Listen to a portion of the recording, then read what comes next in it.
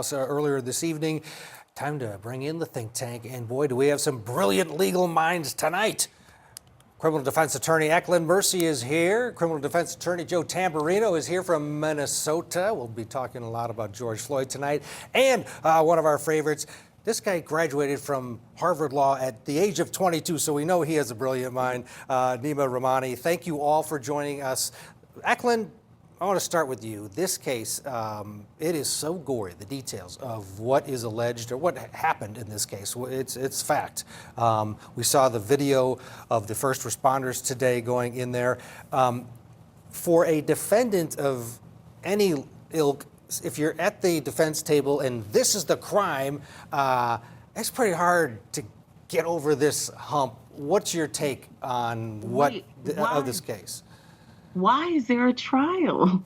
Why hasn't anybody just given him a plea deal? The issue is the facts are repugnant. They're abhorrent. It's I feel for the jury because I feel like everybody should get counseling afterwards. We're not privy to see the actual evidence, but they have to see the crime scenes. They have to see body parts that are real life in jars and a tub full of just craziness. It's insane. I don't know why they're having a trial. I would have accepted any plea at this point. You want to this is just disturbing.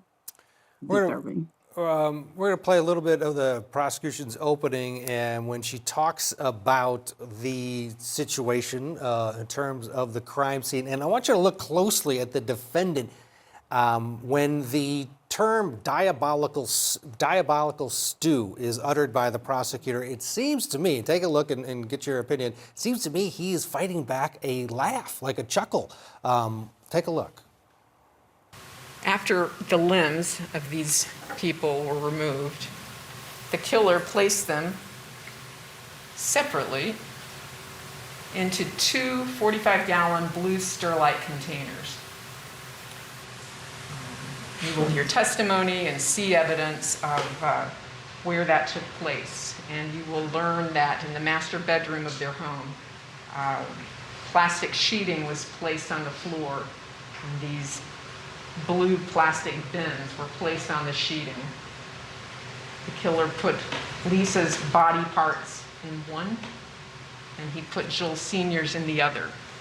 And then he covered them with a corrosive substance and left them there to liquefy into some sort of diabolical stew of human remains. Joe Tamburini, I don't know what to say. What's your take?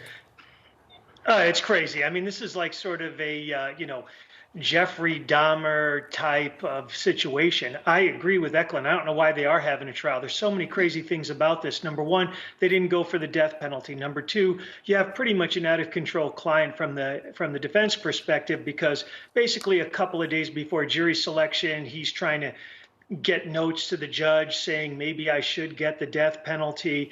I don't know why they didn't raise an insanity defense if they're going to go through with this trial. So there's so many crazy things about it. Yeah, Neama, the fact that not only do you have this evidence and you have him at the house, you have this diary of sorts, basically a checklist. It's almost his, like he's writing notes to himself about, what he's going to do, how he's going to do it. And then he actually writes out, all the money is mine. This does not seem to me like a whodunit. No, this case is a layup for the prosecution, right? And it's interesting. This is one of the first trials that we're having post-COVID. You have a son who's killed his parents, but you have evidence of him buying the murder weapons, him going to the scene of the murder after the murder with chemicals that he's also bought, and, obviously cutting up the corpses and spreading them all over the house and liquefying some of them in chemicals, boiling others. And then you have this journal with all the admissions in the world. So I fully expect a guy to be convicted, to get a life sentence. I mean, I got to agree with Joe and Eklund. One of the few times I'm going to agree with my defense attorney colleagues. I don't know why this case is going to trial. clear life case. I expect the jury to return a quick guilty verdict on this one.